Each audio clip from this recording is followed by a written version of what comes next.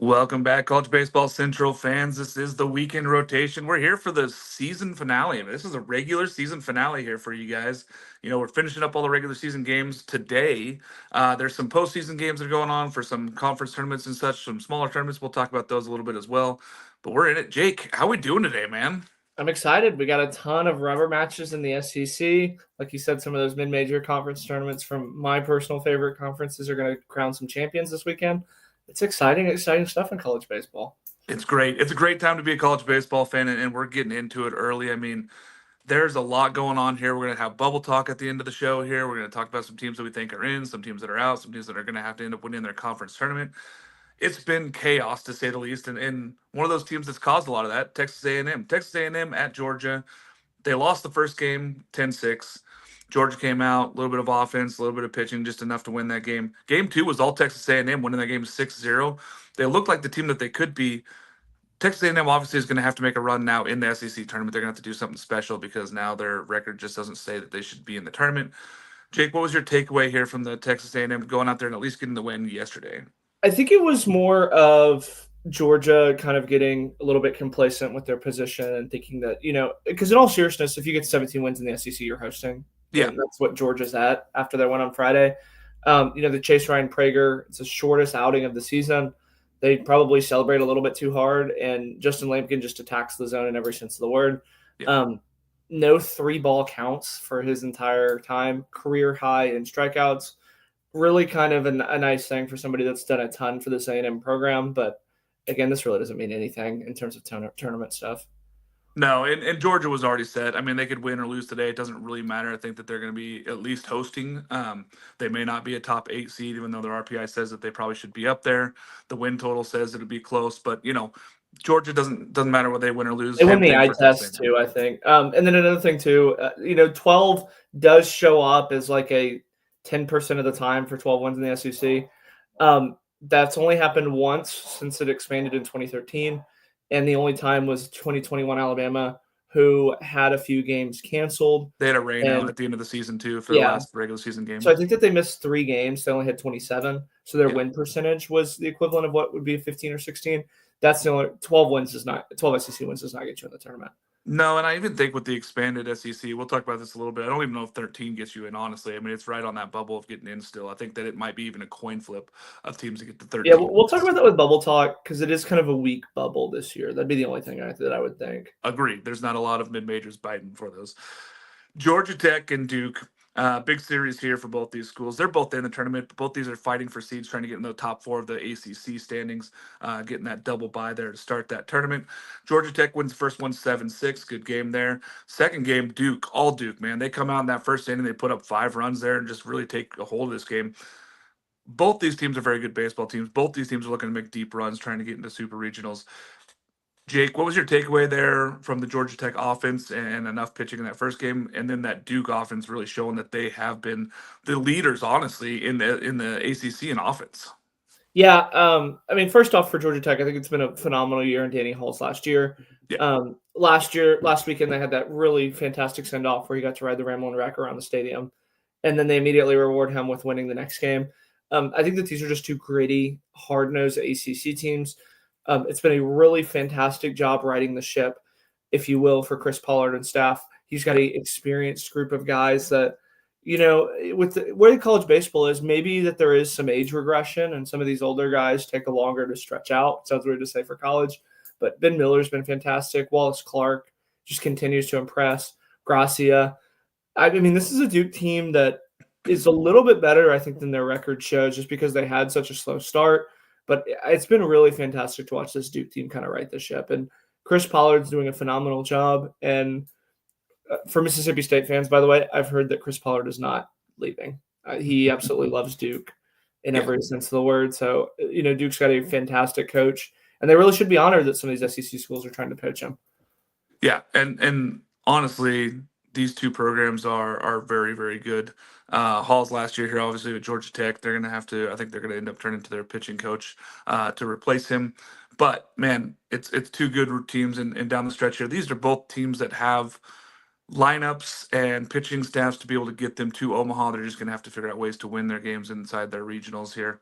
But these are two teams that could host regionals. I really do believe that both these teams deserve to be right in that mix in the conversation.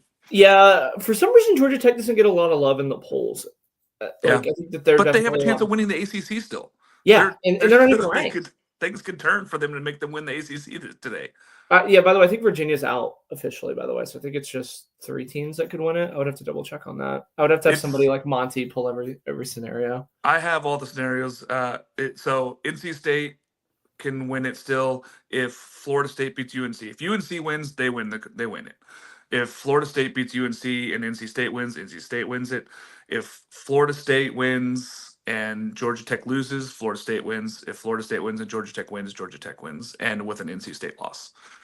It's a lot. There's a lot going on. There's 4 teams that can still win it, but it's really awesome to see that going to the last game. Really or if you're somebody like me who hates those, the Mountain West is where we kind of find our solace. Everything's completely set. All this day means nothing for us Mountain West guys. Fact, it's set in stone. We are ready to go. Big 12 is still a mess, though, Jake, and Kansas has just made sure to just add fuel to that fire. They go down, they beat West Virginia 3-0 the first game, then they go over there and win them game 2, 8-5. The Kansas offense has been a little roller coaster this year, but when it's on and when Dominic Vegley is pitching so well on for that opening day for them, that's a tough team. Kansas is not a team you want to see as a 2 seed, and they're still fighting for a host. But if they're a 2 seed in your bracket, you're not happy.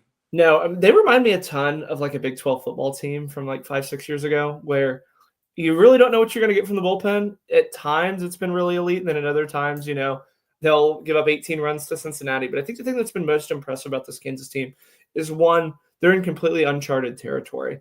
At 41-14, this is the team record for wins. They're continuing to add to it. And the moment really hasn't seemed too big for these Kansas Jayhawks. It feels like, in a positive way, they're still playing, Missouri in the midweek when they go and play one of the best teams in the Big 12 in West Virginia. And then for West Virginia, who wants to host in the Big 12? It feels like every time we move that Big 12 team into that hosting line, they immediately go out and lose. Like 2 weeks ago, remember we had Kansas. They lose 2 straight back-to-backs. And then West Virginia, if you get swept here at home, I don't think you deserve to host.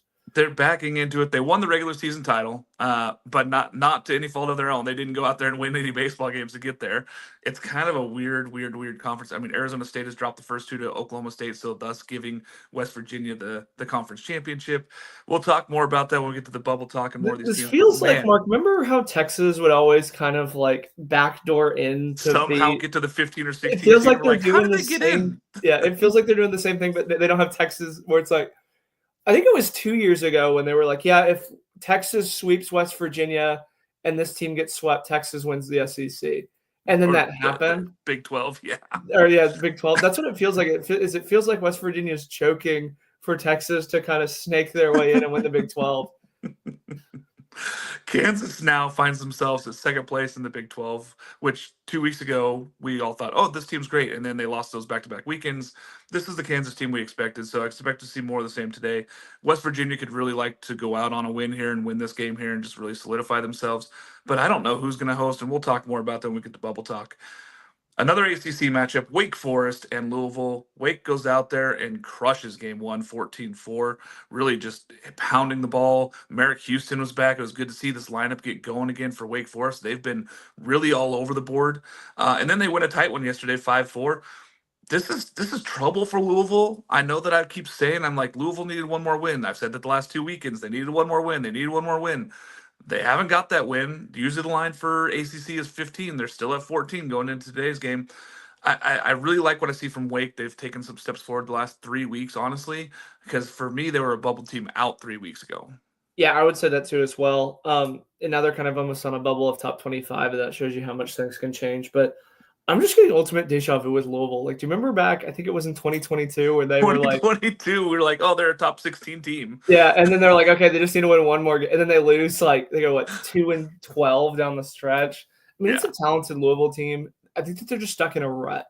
And I don't know if that's because Dan McDonald has one foot out the door at some of these other jobs, or it's just the time that everybody slumps. But, it's a really fantastic job for Wake Forest to rebound.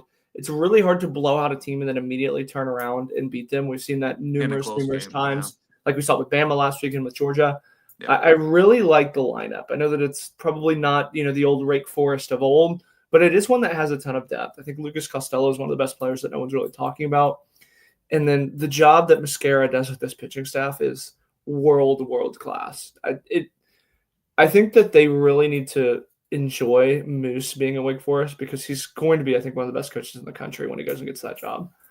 Yeah, this Wake Forest team, they've been able to pitch their way back into ball games, right? And this was a bullpen that was shaky for a little bit there, and the starting rotation they couldn't really figure out. It feels like they've got their rotation. It feels like they're set now. This Wake Forest team is very difficult and going to be tough down the stretch, especially if they can hit like they have been the last few weeks. This team has all the ability to be a very good top 16 team. I don't think they're a top 16 team, but they have that ability, so they're going to be a tough 2 seed somewhere. I would say that they're going to be a very, very tough 2 seed. Yeah. Alabama and Florida. Florida wins that first game, but at big cost. Luke Heyman done for the season, Jake. I know that was a tough one there, breaking his wrist, and you just feel for the guy. He's been playing hard all season long. The broken wrist is really tough there. Tough news for Florida. Last night, Alabama wins 9-6. Both these teams are in, and we'll talk more about that. I don't know if either one of them necessarily gets a host. I think Alabama's closer to hosting than Florida is at this point with the win last night. But we'll talk more about that when we get into the thing, when we get into the bubble talk, Jake. Huge turnaround for Florida. I mean, we can't say it enough. Just an unbelievable turnaround, going 1-11 to start the season in SEC. Now they're at 14 wins. Yeah, it's been really, really incredible. I pulled this out on Southern Fried Baseball that no team in SEC history had ever made the tournament after starting 2-10, and Florida started 1-11, and they're solely in. For Florida, though, I think Kevin O'Sullivan, just looking up at the sky after he got injured, I think just it perfectly exemplifies this season. I mean, Brody Donay was a catcher his freshman year at Virginia Tech. They moved him to first. They moved him to the outfield. He's really primarily been a DH. He's now having to be the emergency catcher. Yeah. They have 9 position players that theoretically could play. So if anybody gets injured from here on out, they're going with pitchers into the field. But it's a really talented lineup that I think lives to fight. Even yesterday when they were down 9-3 in the 9th, they still fought. They put up 3 runs. Yeah. It's got a ton of depth. But I think if this team wants to get back to Omaha, which, again, is the standard for Kevin O'Sullivan, they're going to have to get some bullpen arms step up. And I think that they're very capable of having some bullpen arms step up. But, again, right now it feels like that whole combination, once they get past Luke McNeely, just feels different. It's just a very, very steep drop off. I mean, Christian Rodriguez at times has really gone out and done outs, but he's looked really good and he's looked bad. I mean, there's been some just weird performances. They can't use him twice in a weekend, I think, is the secret, by the way. But, Blaine Rowland has looked good. I don't know what Billy Barlow's. He's looked like at times the Clemson guy from 2 years ago. And then at other times he looks like the guy like, oh, this is why Clemson told him to transfer. Yeah. It's a weird scenario, and then they're getting healthy on the pitching side, and now you're looking at the offensive side and going, man, that was just a huge blow to lose Heyman for the season. I did want to say one more note on Alabama before we move on. Yeah. I think that Cade Snell should be the SEC Player of the Year. Okay. Yeah, he's hit 400 in SEC play. That's a take. I don't share that take with you, but I can understand where your take is there. It's because he's not a big draft guy. He's just an old school senior, if you will. He has the highest batting average in the SEC. He's been a thorn, and he's hitting 3-hole for a high quality Bama team. I think that Cade Snell's name needs to be in there a little bit more. Well, I'm appreciative of you throwing him out there. I don't think that he's going to win SEC Player of the Year, but I think it's a good nod to him to say that, hey, he's leading the SEC, the toughest conference in college baseball. He should be on the ballot at least. Absolutely. Virginia and Vodtech. Now, when we penciled this season in, a few weeks ago, we were like, oh, this could determine where these two teams are seeded. This might determine whether both teams are out of the tournament here. Virginia wins the first one 12-2, and we're like, okay, there's the Virginia. There they are. They're hitting again. Didowick gets 4 hits. You're like, okay, this is happening. The home run ball has not been there for Virginia this year like it was the season ago. And then you look at game 2, they just cannot get it going. They can't get back. They can't come back in that ball game. Virginia Tech holds them off in the 5-4 victory. I don't know if it was the last straw for Virginia, but they have to win today, Jake. Virginia has to win today. Yes. While the record is good, and you talked about needing 15 wins in the ACC, their RPI is all the way down to 59, which Yeah. I don't know if this is still the case, but Micah made this joke to me, I think either last week or 2 weeks ago, about how A&M and Virginia were neck and neck in the RPI in the 50s. And Micah's like, just how we thought. Virginia and A&M going back and forth all year. They have some really bad losses. And Really at bad times losses. they've looked like just the most complete baseball team. And you're like, okay, this is why a lot of people had them number one. Mhm. And then another time, I don't know what's been up with Evan Blanco. I know that he had a little bit of an injury at the beginning of the year, but he's been really ineffective for them. Yeah. It's a good high quality lineup when it produces. It's got a lot of big names, but again, other times it just disappears. And for Virginia Tech, I think Virginia Tech's squarely out, by the way. I think that they're Yeah, just their Virginia Tech's numbers out. just too far away. Yeah, and we'll talk about that when we get to the bubble stuff here because we'll talk about how many spots are actually left now on the bubble there for teams. But yeah, Virginia's got to win today. They got to figure out a way to win. And I'm with you. Evan Blanco was one of my difference makers that I chose at the beginning of the season. I said how he goes is how this Virginia team could go, and it really has come to fruition just the wrong direction for what I thought it might happen. Yeah. Jay Wolflux looked pretty good at times. He's looked good too, the last few starts. He's looked good the last few starts.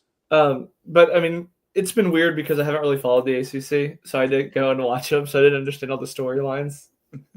I have been. I've been watching everything in the country. I've been letting you have most of the SEC stuff, but I've been doing every other conference in the country. Let's go back to SEC, Jake. Kentucky, Vanderbilt, two really good ball games. Two games that I really thought Kentucky needed to win. They lose 7-8 in the first one. They lose 8-9 in the second one. Vanderbilt is putting their way to say, hey, we're a top 8 seed. We should probably be up there with our RPI and how we keep winning ball games here in the SEC. Kentucky, man, I have them still needing to win a game, Jake. I still, whether it's here or whether it's in Hoover, I don't know if their 13 wins is impressive enough for me with their RPI and everything else that they got going on there. I love this Kentucky team. I thought that they had one of these two games at least. They were in both ball games. They've got to figure out a way to win today, I think. Yes, they've been walked off on back-to-back days, by the way, so it's been really kind of the tough luck kids, if you will. I mentioned this on the SEC show on Monday, and I think I'll stand by it. Kentucky's like the mid-major of the SEC, where they just kind of live to knock off these teams. I really thought Kentucky was going to steal at least one of these two games.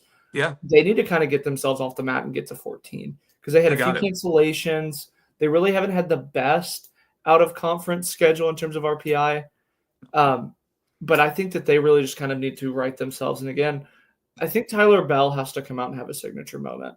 He's got on base in all but one games in his entire career, but he's not in the conversation of an SEC Freshman of the Year right now with national media. I think if he comes out and is a force today, he could kind of get on top of that. But I think that that's the thing that's really been the most shocking to me is the Kentucky's still experimenting too, by the way. That's the other thing that's a little bit weird with the lineup. Like, yeah, LSU's kind of figured out their stuff. They were one of those teams that are experimenting, but Kentucky's still trying to figure out where their best nine play.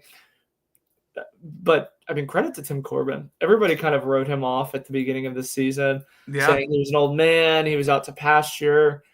A few SEC programs that are looking for coaches said that they're too powerful for Tim Corbin, or too prideful, if you will. And Ariel Gerson had a very great headline of continue to doubt Tim Corbin at your own risk. Like, he is a fantastic, fantastic coach. And I think that this is one of his best coaching jobs he's had. People were like, hey, he can't recruit that much anymore. He has a hard time getting out there. They don't want to deal with NIL stuff. Brody Johnson is showing that he might win Freshman of the Year. He's that good. And he's been electric for them, especially down the stretch. He's just gotten better as the season's gone on for them. Vastine was a bust, and that he never produced with Vastine. Vastine gets the big hit. I know. This is the thing. I can't count out this Vanderbilt team. I keep saying, oh, the lineup's not there every day. The pitching has been roller coastery where they've had really, really good starts from guys, and then they've had rough bullpen outings.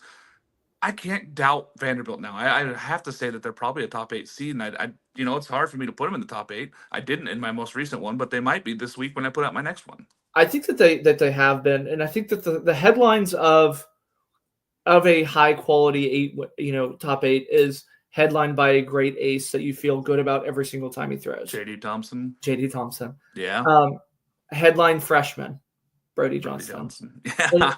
Transfer. Mancini's been a high quality transfer for him. I mean, it's a high quality team that I think a lot of the casuals are going to kind of get on and ride. I know that they've kind of moved over to Tennessee. The only thing that really worried me about this weekend with Vandy, and I was 2 behind Micah, so I was kind of trying to look for an experiment to try and get back into the hunt, if you will. And I looked at this one. Vandy went out and played a emotional game. They battled weather, and then they immediately rebounded and win against a pesky Kentucky team that, again, had just swept Oklahoma. Yeah. I mean, this is just a superb coaching job. I'm not sure there's many Perfect coaches in the country that could get the team ready to play like that. Yeah. Well, let's move over to two guys I think that could here in the UNC Florida State ACC guys. I mean, both these teams are battling. Both these teams are battling for a top 8 seed. I think UNC has locked it up now with the 2 wins there. 8-3, just impressive. Jake Knapp continues to just be unbelievable for them on that opening day for UNC. I mean, he was my pick for comeback player of the year. Well, he's going to win pitcher of the year also, Jake. So he's going to go a step above for me. And then they win the second game 11-1. UNC has found out their offense. They figured it out. You know, they started off a little slow. They lost that first series to Stanford, and people are like, where's the offense? Where's the offense? They've been building up slowly. But what it's been is this pitching staff is probably at least top 5 in the country, if not higher than that even. This whole staff is very, very good. They go out, they go get outs, they compete at a high level for them. And Jake Knapp has just been the opening for that. And then they still got guys like Jason DeCaro coming in next, and you're like, cool, that's the Saturday guy we get to face? That was just impressive to see the outing that he had. I actually got to watch that on Wheels last night. Yeah. He was attacking guys. He was finishing his off-speed stuff. But I think the lineup is the one that really kind of stands out to me for North Carolina. You know, you're replacing one of the mainstays of your program in Travis Honeycutt, and Kane Kepley just slides in at the leadoff spot. And he plays a completely different style than Vance Honeycutt. And I think it fits Forbes' system a little bit better. And then you have guys really step up. Carter French out in left field has been really fantastic. Luke Stevenson, the big guy behind the plate. Bass has been good at times. I think that it's weird because every single talking head outside of the ACC has Clemson, Florida State, North Carolina penciled in as like 2 of those 3 teams are going to go to Omaha from the ACC. And it was just impressive to see that, you know, maybe we should move Florida State down the pecking order a little bit with how much UNC dominated. And we're going to get Mike Monaco out to that regional, fingers crossed, and it's going to be cinematic, I think. Send me some more Mike for those calls. Listen, UNC is a top 8 team for me. They're going to be put in my top 8. There's an opportunity for them even to be moved up close to me, if not number 1 for me, just the way that they've played as of late.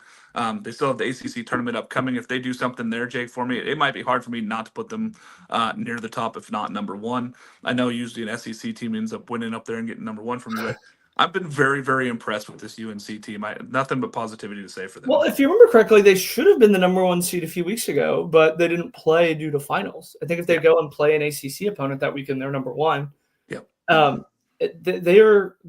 don't think anybody would bat an eye if they were number 1 in the country. No, you can't argue against them being number 1. You could say there might be other teams that you want to put up there, but I couldn't find an argument against UNC as of lately.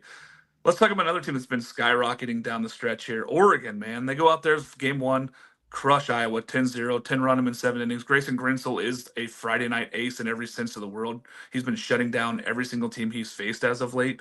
And then they go out and they grit and battle all the way, getting those runs there late in the 9th inning there to beat Iowa 9-6 in the second game.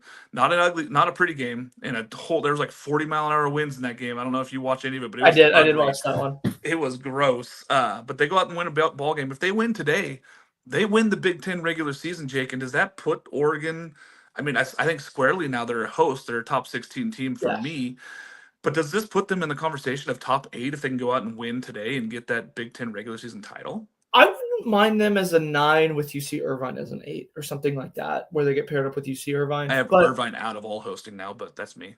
Before we get to how great Oregon is, can we stop with Iowa as a non-conference team? Like, I'm just going to read off some stats. Yep. Hit me with them. RPI of 72, not near the non-conference. The non-conference RPI of 234. Non-conference strength of schedule of 205.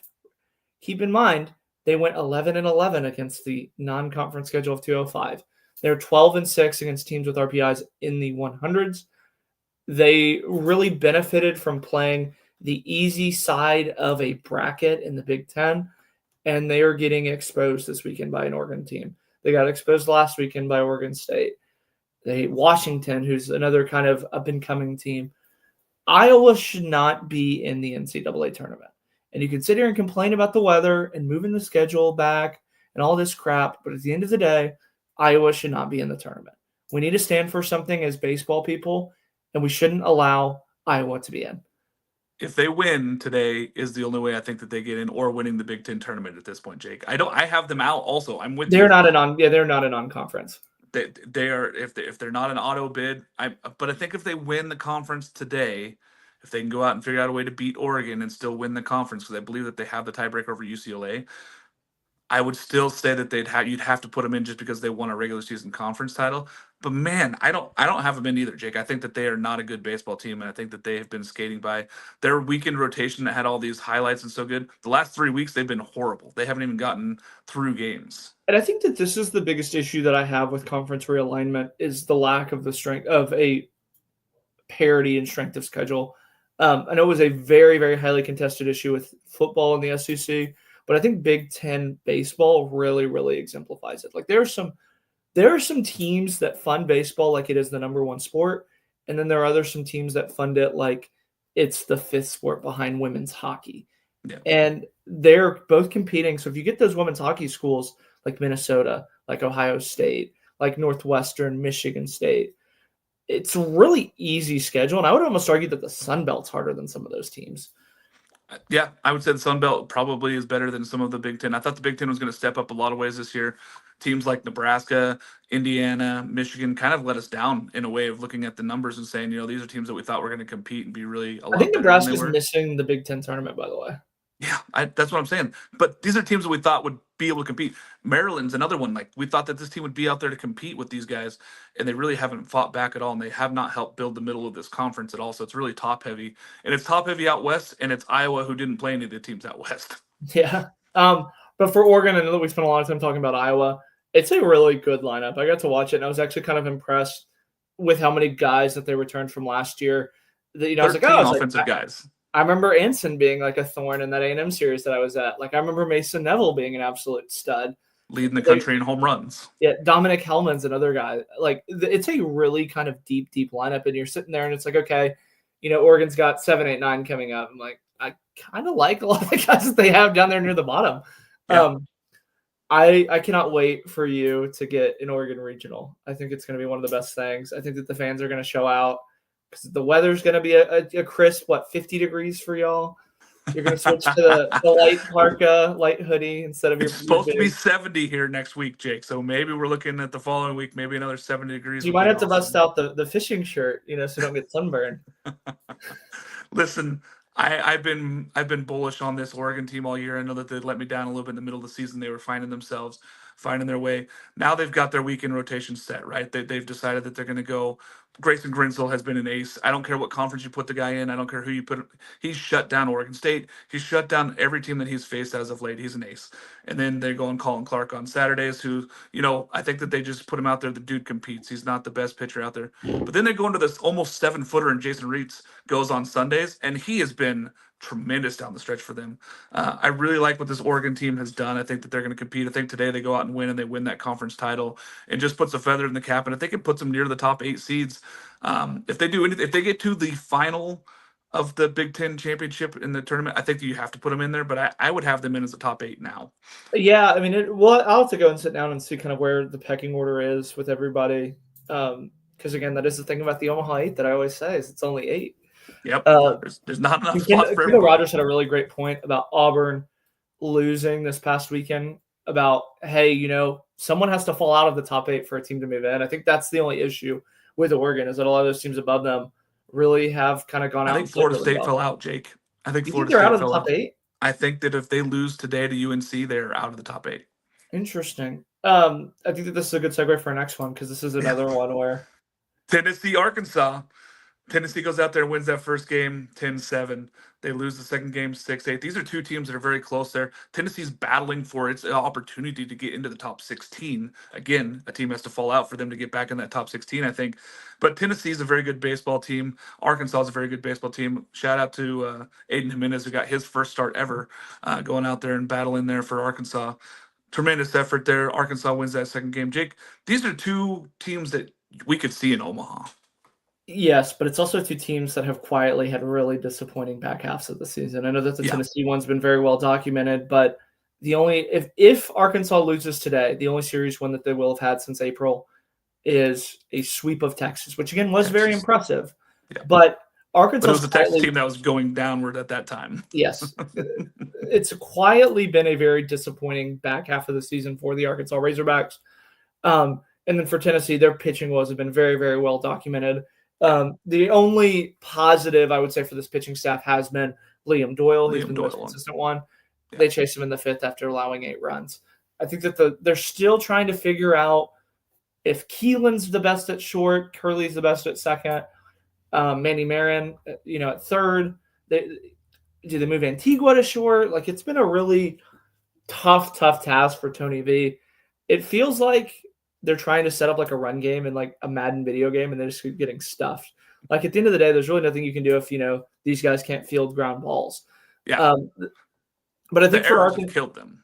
Yes, the errors and the pitchy. The Saturday guy from Marcus Phillips taking 10 years to get the ball to Cannon Peebles behind the plate has really killed them too. I think they lead the team in stolen base attempts allowed. But what do you make of this Arkansas team? Because I feel like everybody in the country has like not necessarily an excuse for when they lose, but it's like, okay, if they lose this weekend, it's like, well, they're really competitive in all 3 games. But at the end of the day, like they swept Texas and they swept Vandy, and outside of that, like they really haven't had that much of an impressive weekend. I said this back about a month ago, and it's really kind of come to fruition. Arkansas has to play a perfect game for them to win, and if they are off their game even the slightest, they don't win. Lucky for them, they're on. Shock for me, Jake, is the pitching. Right? We all assumed preseason. We kept saying, "Oh, this is the best pitching in the conference. This is the best pitching maybe in the country," and everybody was on board with that. I mean, I know that I've argued and said that LSU's right there, and I was arguing against Arkansas maybe being the best in the country, but guys like Gabe Gackel and other folks there have just kind of had some fall apart seasons. They haven't really stepped up when they need them to, and they haven't been big when they need them. The only guy that's really stepped up and been tremendous for them that we talked about was maybe their 11th pitcher was Aiden Jimenez. He's stepped in and filled the role and been tremendous. By the way. Yeah. But the thing that's weird though about this Arkansas pitching staff is I feel like they're really good like rewriting the ship when like a starter kind of goes down. Like Gage Wood gets chased a few weeks ago, and Gabe Gackel goes in and shoves. Aiden Jimenez gets chased in the third, and Gibbler picks up the slack with 3 1/3. Like they have 7 or 8 guys. Again, this does not include Gage Wood because Gage Wood's set as a Friday guy and he's a stud. But they have 7 or 8 guys for 2 spots. So they have a lot of guys that can get meaningful innings, but they don't have that Anthony Ianson, Marcus Phillips, Justin Lampkin to some extent that they can be like, okay, like we're going on Saturday. We need 6 from you. We're going to get it. We're going to take a 4-2 lead into the 7th and feel really good. Like Arkansas has a lot of guys that, okay, like shit, our pitcher just got chased in the 3rd inning. We need you to go in and eat some innings. They have a lot of guys that can do that, but they really need to find it and solidify a Saturday guy that they feel comfortable about. It's been Gage Wood at times. Aiden Jimenez, I think, could kind of earn it a little bit. Vital Cheese. I like him better out of the bullpen, but that's just. I like him better at the end of the rotation too. Yeah, in a good way. I like him to shut it. I feel like that's where he's the best. But DVH is trying things, right? He's out there going, "Hey, we got to figure something out for Saturdays," and he's not the only one that knows that. I mean, he knows that the game 2 they're gonna have to figure something out because right now it's puzzle pieces. It's how do we get through the next? It's Wood on Friday, and then we're TBD on Saturday, Sunday. Well, that's the thing too is if they're a host, do you throw Zach Root in the Friday role, or do you save him for the game 2? Because do you feel really good about someone filling up the zone in that Saturday role? Because again, they've had a few guys get really hit around. Yeah, but we've seen it before where teams end up not throwing their best guy, and then somehow they lose that first game. I mean, it's not often that they lose to a 4 seed, especially if we all think Arkansas is most likely going to host. It's tough for me, Jake. I just think that they got to find somebody to step up, and maybe that happens here in the SEC tournament. We've seen it before where a guy gets hot out of the bullpen, or a guy gets a good start on the weekend, and then all of a sudden they run into the postseason with that. So maybe that's what they're looking for is one of those guys just to step up and be that guy. I like what DVH was doing there, giving him in saying, "Hey, he's been our best arm in the bullpen right now. Maybe we just throw him out there and give him an opportunity to start and see what happens." Yeah, I actually really like that. I thought it was a really unique. If they won, I mean. They won. They beat Tennessee when they needed to. And they're slugging. I know that's kind of the silver lining that we're not going to talk about with all their pitching woes. They can flat out hit. Like I remember, I got to see this team up up close, and like there's like 5 or 6 guys just sitting down, in the camera well. There's like 5 or 6 guys where everybody kind of like leans forward when they come up to the plate in the opposing dugout. I'm a big Brent Iredale fan, but I've never been shy of saying that I'm a big fan of the Aussies. So Are you biased towards Australians? Yeah, we know that. Jimmy Nadai, also at Stanford. Yeah, we know this. We know He's got a funny accent because he's starting to kind of pick up some of the Arkansas slang. So he's like a redneck Australian. Oh, speaking of some Fun Belt, we talked about Sun Belt earlier. Southern Miss goes down to Troy and hands them their first series loss of the season. You heard that right. Troy's first series loss of the season. Southern Miss wins that first game 4-3 in a really back and forth great game. Southern Miss Friday night starter continues just to dominate on that first game for them. And then the offense came alive for Southern Miss and 12-1 victory in that second game. Troy, I had them solidly in all season long, right? They hadn't lost a single weekend series. Their RPI is slipping a little bit, Jake. They can't sweep lose either. here. They can't get swept here. They got to win game 3. No. I was saying that while this is their first series loss of the year, have been incapable of sweeping teams. Yeah, they haven't swept. Yeah, that's why they're not in first place.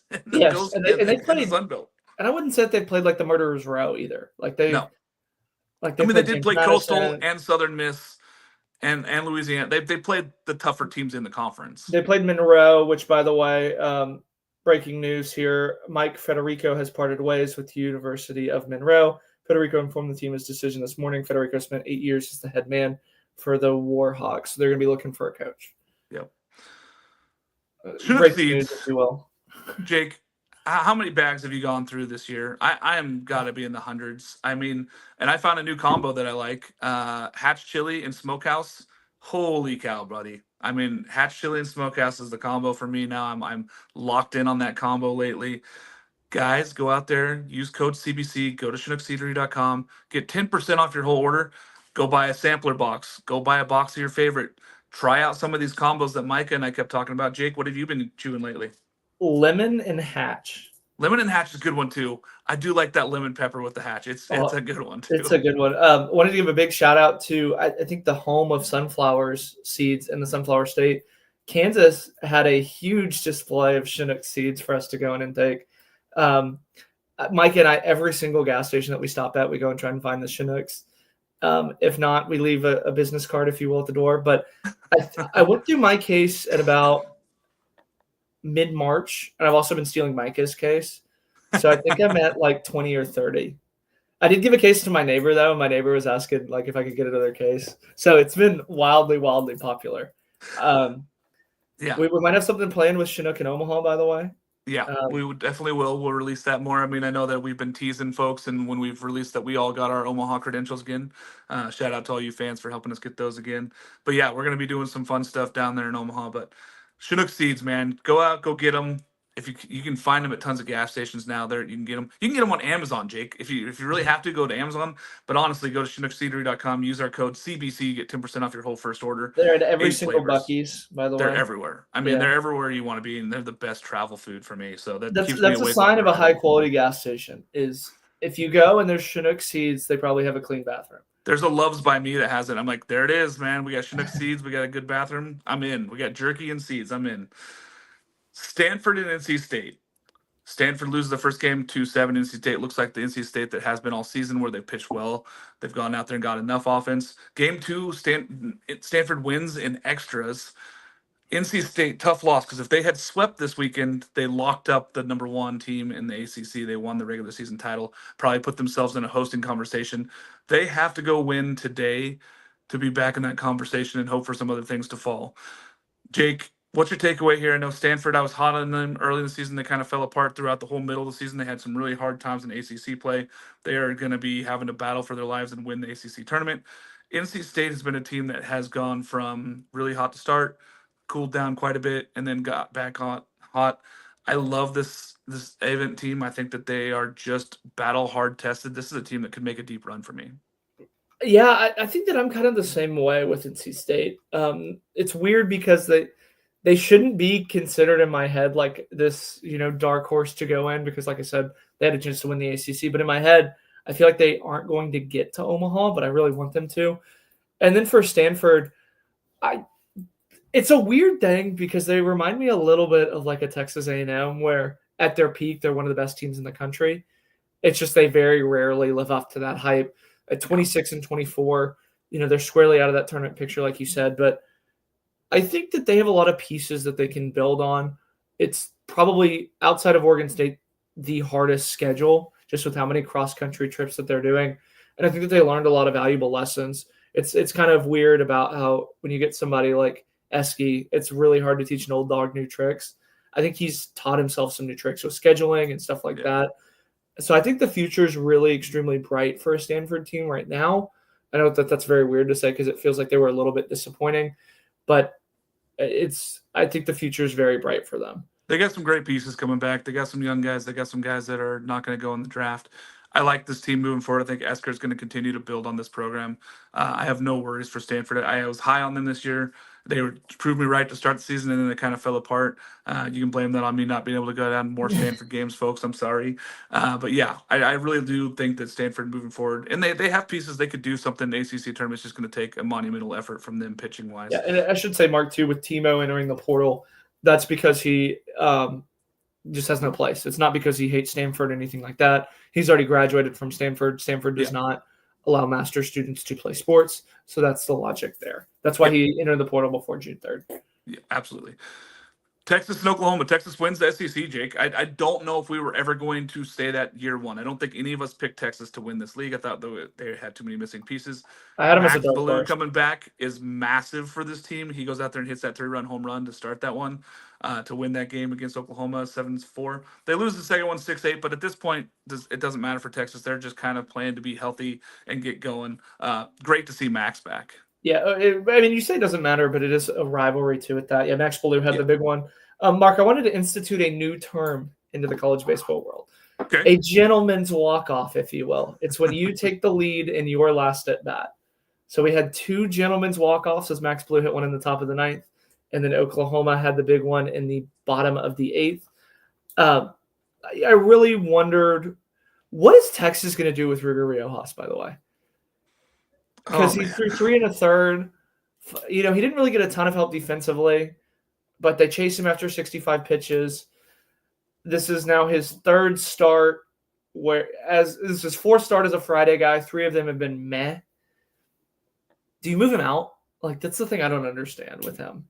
I mean, the coach is going to have to look hard at this and say, where are we at in this decision? Because I just don't feel like he has been good enough as the Friday night guy. I know that they've had issues, and I know Spencer being out really hurts them. They got to figure out something. And maybe here's the thing. Texas is going to host. So for them, they might throw somebody else to throw Rios on Saturday. I think he throws the Friday game to get his confidence up. Okay. And then Harrison does the Saturday game, if you will. Yeah. And then they speed Harrison up for the Super, and he throws game one. To throw the Friday game. Yeah.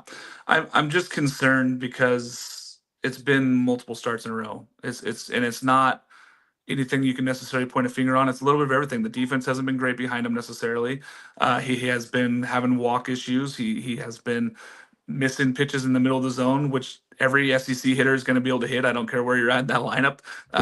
They're SEC hitters. You miss in the middle of the zone, it's something up, they're going to hit it. So I think that Texas is fine. Texas could be the number 1 seed in the tournament. We're going to have to see. But they're going to be a top 8. They're going to host the Super. I think that's just where you find yourself if you're a Texas fan. Yeah, and I will say this. We talked about it last night about how when you are an elite SEC team, you do get nitpicked a little bit more.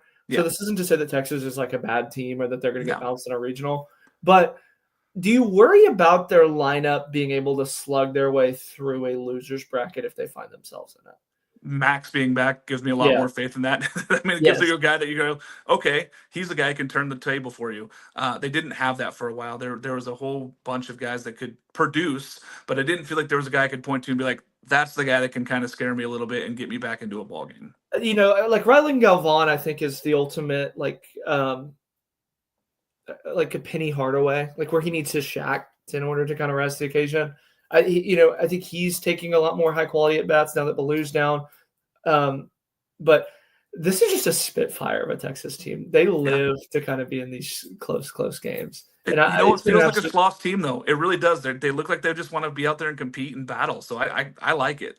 they're chippy. They run their Yeah, mouth. They back it up. It's the ultimate Schloss team in every sense of the word. it really is. Clemson and Pitt. Pitt was a team that I think all of us had bubble out for a while there. They're a good baseball team, but not good enough to get into this tournament. Clemson has been skidding, and they've been a team that's been all over the board. They throw a no hitter there on that first game, Jake. They win 6-1 with the no hitter, combined no hitter. First one in a long time for them. They win the second game 11-2 with all offense. My worries for Clemson have slowly been put to rest, but I worry sometimes because the offense doesn't show up against really good pitching. They don't show up against elite pitching. Yeah, but the good news is that they probably won't have to face that many elite pitching as long as they can do that. Um, what's been up with Cam Canarella? Because I feel like he was the most talked about player, kind of like he's having like the exact same career, it feels like, that Vince Honeycutt had. Stud freshman year, sophomore year's a little bit. He's injured, not really living up to it. And then game 3 just immediately flies under the radar. I feel like no one talks about him anymore. It's I think it's part of just being Clemson also, because it's just, they've been kind of under the radar at points. They've been, oh, there's the top 8 team. They slid out of the top 8. Doesn't surprise anybody. I like this Clemson team. I think Back is just a tremendous coach. I think he's done a lot of things great out there. I think that the star power out there is not necessarily there. They've had different guys step up at different plates. And Cam Canarella has not really been a superstar right now. I mean, he's not just there. But we always have regionals, Jake, and the guy seems to show up. He's a flair for the dramatics, if you will. Yeah. This is one where Pitt really, really needed. They feel square. The good news is that they're going to be in the ACC tournament. Yeah, everybody's in the ACC tournament, so. Well, that hasn't always been the case, and that's been I kind of Pitt's Achilles heel. Here's you a question. Yeah. I think that this is a high quality Pitt team, right? Yeah. What would Pitt finish in the Big 12? Probably, it's a different superbly, but I probably in the middle somewhere. They'd be good. I think they have a lot of good pieces. I think that they can hit. Pitching would be the question mark, but it's pitching is a question mark across all the Big 12. So I think they'd be 4th. And I think that that's kind of the weird thing. It just shows you how stacked the ACC is this year. Yeah, ACC is very good and very, very, very good. Auburn, Ole Miss. Jake, we talked about this Auburn team a little bit earlier here. They lost the first 2 games now, 2 of 9. 11-15. Great for Ole Miss. They needed these wins. That feels really good if you're an Ole Miss fan. You're trying to put yourself back in that conversation of maybe being a fringe host, depending on what they do in the SEC tournament. Both these teams are squarely in, but Auburn might be finding their way out of the top 8. Yes, I should say this. Ole Miss, unfortunately, had the back-to-back road weekends. They had their 2 last weekend, the weekend before. They did drop those both series. It's always been completely understood that when you go on the road in the SEC, you're just looking to steal one. Just win one game. They did that both weekends, but they fell out. What kind of just bad luck does Ole Miss have? To where the committee and D1 and everybody hates them. Because for reference, again, this was put together at the beginning of the weekend. Yeah. But Auburn is 6th in the nation, right? Yep. They're a fringe top 8 team, if you will, right? They have the exact same record as Ole Miss and the exact same conference record as Ole Miss at 37-17. Yep. And 60, why is Ole Miss not getting the love? Which by the way, if I am giving Ole Miss love, that should tell you how bad it is for them. I felt the same thing when I'm like, why is Ole Miss not getting? I'm not a big Ole Miss guy. I don't I absolutely love to look down on people and talk, but I saw an Ole Miss fan going, he's like, why the hell is Ole Miss unranked and Auburn 8th in the country? Here's the thing. I think the wins Auburn has had against certain teams has really boosted them. They've looked good in certain weekends. But this would be a bad. This would honestly, Ole Miss, if they win today and they win 1 game at Hoover, I could easily say, hey, man, this team should probably be a host. They should probably be a top 16. They're going to get to that magic. Swayze's in an unbelievable ballpark, right? So if you get to go play down there, I think if they win today, that's always been the magic number in the SEC is 17 wins. I will say this. I only went back to about 2015, but every SEC team that has got 17 wins has been a host. And Ole Miss, it's 1 win away from 17. That's what I said. They get to 17. I think that I put them in there, Jake. I do. Here's the other thing too. they're a good team. Like, they're Yeah. not a bad team that Hunter just kind of Elliott caught is the teams. comeback player of the year in the SEC. He's been tremendous for them in that first game. I really like what they've done, and they've had some big pieces. They when they went and beat Arizona early in the season and beat the doors off them, you're like, whoa, this kind of put them in Yeah. everybody's forefront. They kind of Hayden fell back. Federico's been a really talented freshman. Yeah. Luke Chang plays a really, really high quality shortstop. Will Furness hits the ball in the ballpark. I mean, they have guys. The Furnace. Yeah. The Judd Udemark has been another really impressive one. I can't believe we've gone this far without talking about him. Humphrey out in the outfield. It's a good lineup. Somebody always sneaks in the last couple weeks that we say, "Hey, oh man, maybe they're a host team. Maybe they catch the eye." They're passing the eye test for me, and especially if they can finish off this sweep against Auburn, it'll be hard for me to say that Remember they when are they not. played Arkansas that first weekend and beat them on Friday night before dropping the next two? I think that's where everybody was like, "Oh, maybe Ole Miss is better than we thought." Oh. I think Ole Miss has every argument to be a top 16 team. Yeah. I don't even think they should be like a fringe one. Like, they should be like 11th or 10th. I don't know if I put them that high as far as what their seeding is going to end up being, but like I said, if they win today, Jake, I will have them in my top 16. They have a strength of schedule of 10, RPI of 17. I would rather them host than like a West Virginia or Kansas. Yeah, I like them better. I'm going to speak about this in our next teams here. Fullerton has gone down and beat UC Irvine twice. They beat them 9-7 in the opener. They beat them 4-2 last night. These are tough losses if you're a UC Irvine fan. I think the Anteaters have played their way out of hosting now, Jake. I do. I think that they're out from hosting. That one's going to be really tough because if you always remember, the committee loves to give a West Coast team, and they love Oregon and Oregon State, and they love to give it to a mid-major. But I think that the mid-major is not going to be them. I think Coastal is going to be that mid-major this year now. What a job, by the way, by the Fullerton Titans. By the way, they have been on fire. They look dead. Like, it was like I heard feelers for jobs for reference. Yeah. Like, that's how bad it was. Is I heard that a few coaches were starting to get reached out to by Fullerton brass, and since then, they're going to be the 3 seed. I think locked in, right? Yeah, they're locked in as a 3. They're a really high quality team. And again, I think that this is why I love that the Big West did a tournament this year, is because if this was a calendar year in 2024, Fullerton would have had nothing to play for a month ago, because they weren't going to be an out of conference and they weren't going to win it. And instead, they're going to be the 3 seed in the Big West tournament, and they're in position to make a ton of noise. Yeah. I mean, their only series loss, Jake, in the last 6 weeks has been Hawaii. And it was a really good series. I mean, that's their only series loss now that they've beaten UC Irvine. You're talking about a team that's been on fire down the stretch, and a team that really needed to win games, and they figured it out. I mean, they're the 3 seed. Big West is a weird one. So 1, 2, and 3 are automatically in. 4 and 5 play a 1-game playoff to get in. So the winner of tonight's game between Hawaii and UC San Diego are in, and UC Santa Barbara is already in, waiting as the 4 seed. So UC San Diego and Hawaii is the biggest game out. Big West, because the winner. I thought it was only 5 teams. Yeah. So that's what I said. So 4 and 5 play a 1-game playoff to get into the double elimination bracket. And we should say that UC San Diego is postseason eligible this year for the first year. Yeah, that's what I'm saying. So UC San Diego or Hawaii, whoever wins that game, because UC San Diego tied up the series last night, whoever wins that game tonight is in. It's going to be an exciting one. And again, they get to play that Santa Barbara team, which has really been disappointing in every sense of the word. But they have a lot to play for, I think. I think Tyler Brimner goes on that 1-game elimination, and then you're like, oh, that's not my favorite. Nightmare fuel. Hey, the best player in the Big West in 5 years? Yeah. Indiana and Michigan. Michigan had a chance, right? They were like, hey, we're bubble out, but we can warn our way in.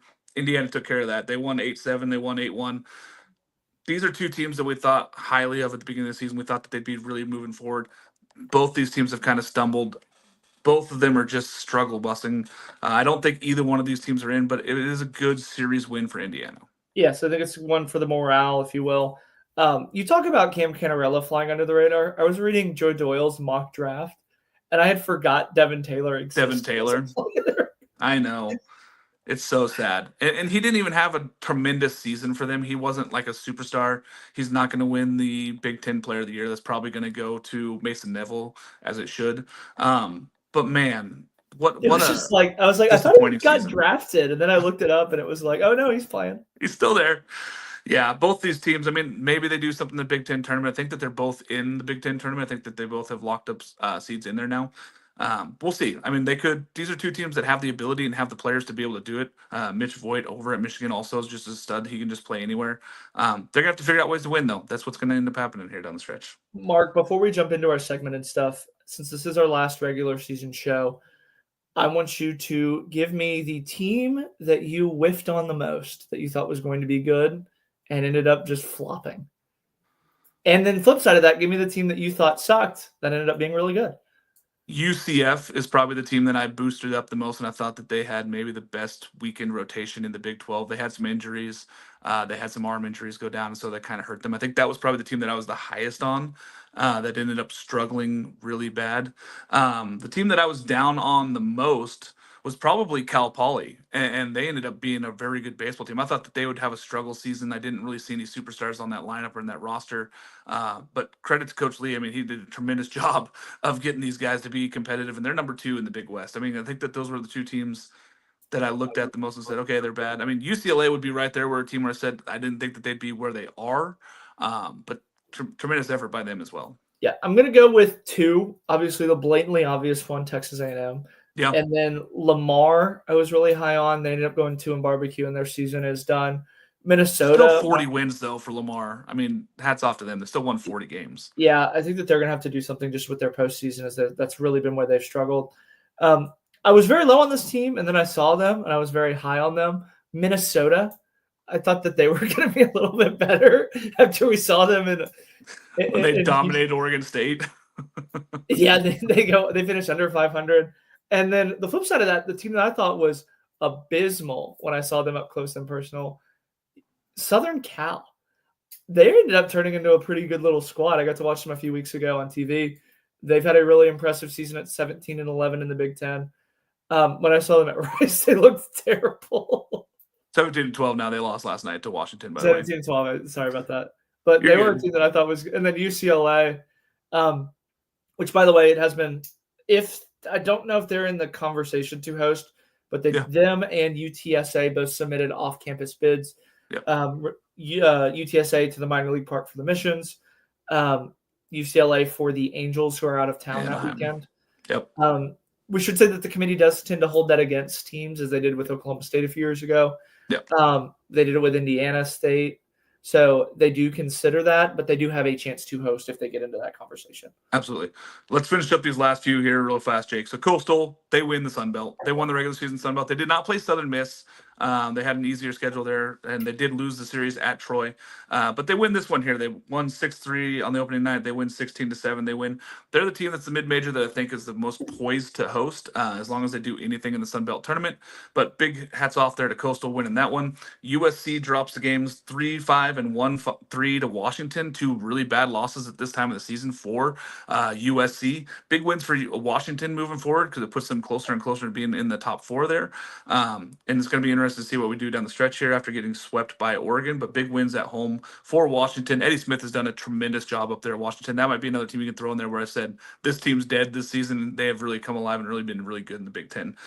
Notre Dame and Miami, Jake. Notre Dame wins that first game 3-2, and you feel like there's a little bit of life there. Miami crushes game 2, and they come out there and win 15-1. Big offensive performance there.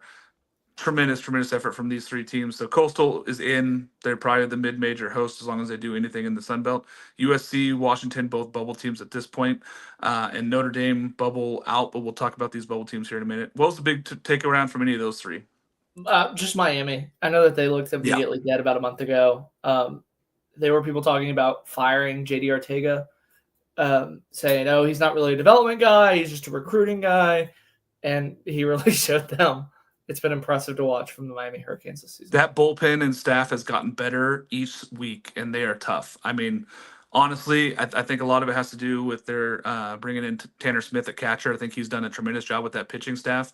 The offense has been hit or miss for them, but that pitching staff hasn't missed many games. I mean, even that loss 3-2, that's not the pitching staff's fault to go out there and lose that one. DBU did drop a game in extras last night against Liberty. They sit at 20-6 in CUSA. They are going to win it, even though they lost a series to Western Kentucky. Yeah. I think that they're out for the host. I don't put them in the hosting either. Thank you, Jake. Thank you. I have them out as hosting. Something cool though that happened this weekend, Jake. This is actually last weekend, but it technically happened on Sunday. Let me pull up the stats for you just so I don't get it wrong here. Just give me a second here. It was a doubleheader. Army was playing the boys from Navy. Yes. I was They hoping you were going to talk needed about this. 2, by the way.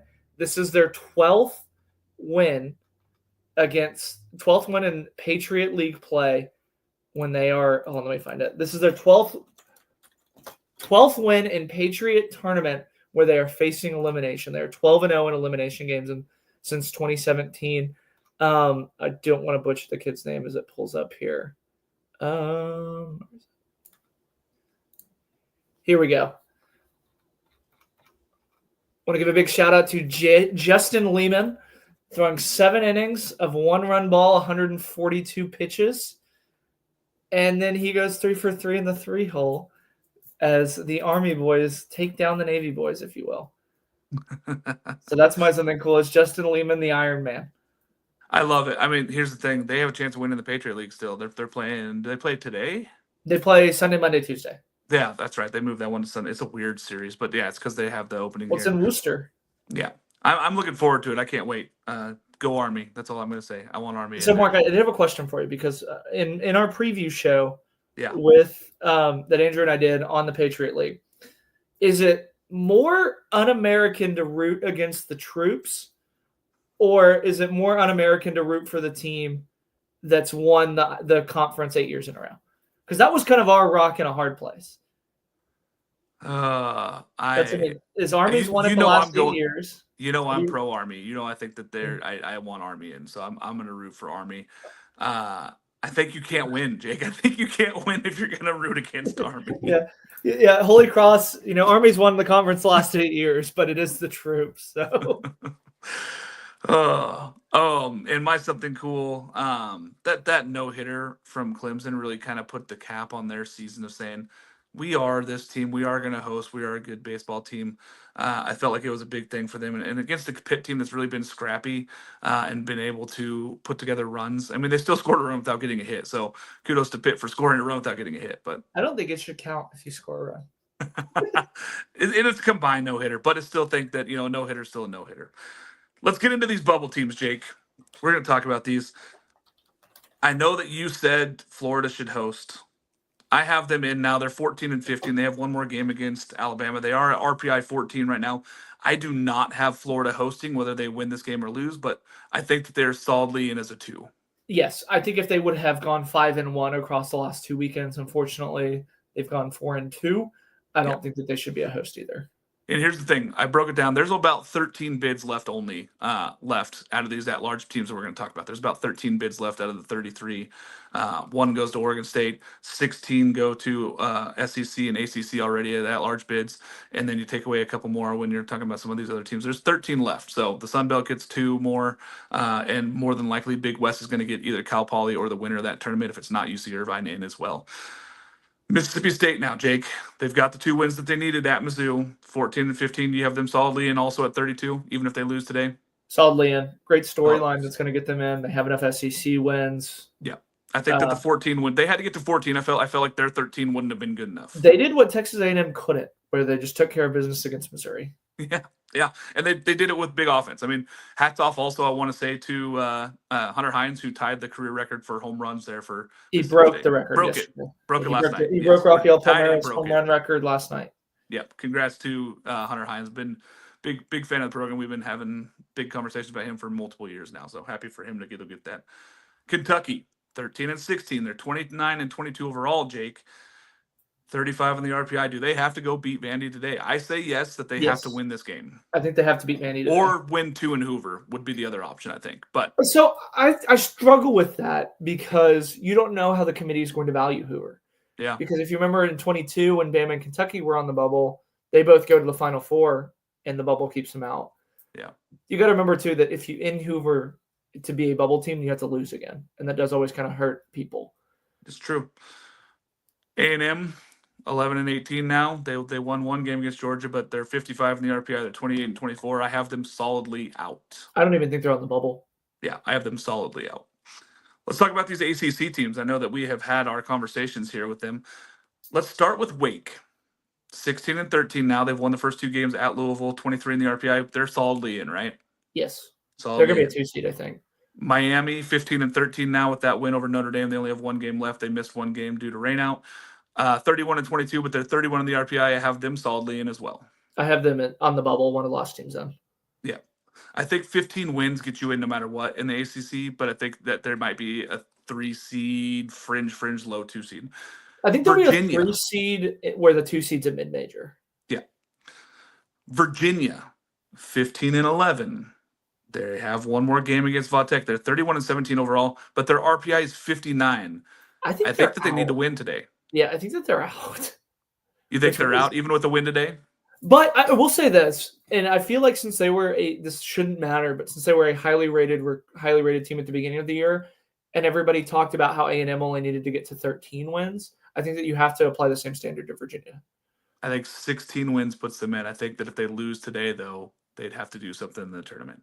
Yeah. Louisville, this is a team that I said was solidly on the positive side of the bubble a week ago. They've lost those first two games to Wake. They're 14 and 15 in conference shape. They're 34 and 20. Now their RPI is 34, but their record and their conference record tells me that they need a win today. I think they need a win today. If they can get to 15 and 15, they'll be a lot safer. Notre Dame, very young team. Tremendous effort there by Stifler down there getting this team going. 13 and 16 now with that loss against Miami last night. I think that loss last night puts them out there at 46 in the RPI. What do you think? I think they're out completely. And I think we both agree Virginia Tech is way out now with their first loss when they lost that first game to Virginia. They're 12 and 17, 30 and 22 RPI 49. They're out. Yes. Big Ten. We talked about the scenario here where if Oregon wins, they win the Big Ten title. If UCLA wins and Iowa wins, then Iowa wins the Big Ten title. I don't believe UCLA can now win the title at all. I think that I don't know what the tiebreaker would be over Iowa. I think the tiebreaker is Iowa because I think it goes to same conference opponents, and I think that Iowa has this stretch there. But I'll do some deep diving after that and put out a tweet. Iowa 21 and 8. Their RPI is now 71. Out, completely out. Yeah, 32 and 18 and 1. They've looked really bad down the last 3 weeks. UCLA 21 and 8. They face off with Northwestern one more time today. They're 37 and 15, RPI 13. Clearly in. Yes, I take it every sense of the word. Clearly in. Oregon, clearly in. I don't even think we need to talk about them, but they're 39 and 13. They could get their 40th win of the season today. They might be clearly in as an 8 seed, but they're clearly in as a host. Yeah. USC. This is one we talked about. They were a team that was boiling up, and we're like, hey, this is a team that's going to get there. 17 and 12 now because they've lost the last 2 to Washington. I think that they need a win today to be in. 33 and 20, but their RPI is 45. They're right on that bubble cut. I think they're the first team out. Even with the win today? Yes. Okay. So that would only mean 2 Big Ten teams getting in. Yes. Okay. West Virginia, now 19 and 8. They won the conference now. They have one more against Kansas. They're 28, 40 and 12 overall. No chance of hosting, but we have them in. Yeah, and I wouldn't even put them out of the hosting because remember they still get a week in the Big 12 tournament. Hey, I mean, yeah, but the RPI at 28 speaks volumes to me. It says that they're in trouble there. But so you think if they win the conference tournament that they'd get to host? Yeah, because OU did it a few years ago too, where they went and won the conference and became a host. West Virginia fans, you heard that they've got to win the conference tournament now. Do they have to win today also to get to 20 wins in conference? Yeah, I think they need to win out from here on out. It is single elimination in the Big 12 tournament too, by the way. Kansas 19-10. They could win today and get to their 20th win. Their RPI is now 25. It keeps climbing, and they have 41 wins, the most ever in Kansas season history. They're in. Do they have a chance? Do they have an argument to host at the Hog? It's actually the Hogue, by the way. But every part of me wants there to be a hosting opportunity at the Hogue. I think that they submitted a bid for it. I think it would be an incredible regional. I just think that they're a little bit too far. Now, if they go and win today and win the conference tournament, host? If they do the West Virginia method, yeah. I think whoever, as long as it's not somebody ridiculous, like Utah, I think whoever wins the tournament is going to host. Arizona State, 18 and 11 now. They have one more game against Oklahoma State, 35 and 20 overall with a RPI of 43 keeps climbing, Jake. I had them in 2 weeks ago. They have struggled the last 2 weeks. I think Oklahoma State's going to steal their spot. You think Oklahoma State wins today and gets them to 18-12 and puts them out? Again, the record isn't very good, but I think that the committee needs to take into account what Oklahoma State went through this season. Yeah, I have them on my list. I have we'll talk about them still. So Arizona State, you think that they lose? What if the Arizona State wins? They get to 19 wins in conference. I feel like the 19 should be enough, even though the Big 12's the Big 12. I agree. TCU 18-11. They have Utah again. They lost one. 18 in the RPI, a win and they're in, but they're no chance of hosting unless they win the tournament. I think so. Yeah. I mean, I think Kansas, West Virginia, and TCU, one of those teams has to host. Yeah, I think one of those teams, whoever wins the conference tournament, if it's not one of those three, there may be no Big 12 host. That would be absolutely. I think it'd be a team in Big 12 country though, like DBU. But like an Arizona or an Arizona State, or how well Cincy's playing, they could go win that tournament.